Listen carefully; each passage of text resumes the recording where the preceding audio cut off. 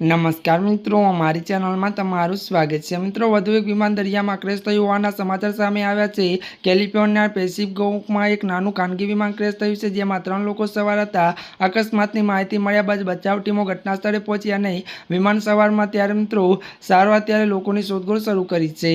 જો કે મિત્રો વધુ વાત કરી કે હજુ સુધી કોઈ સફળતા મળી નથી। તો વાત કરીએ તો ફ્લાઇટના ટ્રેકિંગ ડેટા અનુસાર એક નાના વિમાન બેરોના સ્થાનિક સમય મુજબ રાત્રે 10:11 વાગે સાનકોલ્સા એરપોર્ટ ઉડાન ભરી હતી। તે છેલ્લે રાત્રે 10:37 વાગે મોનિટરિંગ નજીક જોવા મળ્યું હતું। લોકો પેસિફિક ત્યારે રોકમાં ત્યારે દરિયા કિનારે વિમાનના એન્જિનનો જોરદાર અવાજ સાંભળ્યો હતો। કિનારા પર લોકોએ ક્રેશ થયાના વિમાનનો કાટમાળ તરતો જોયો હતો।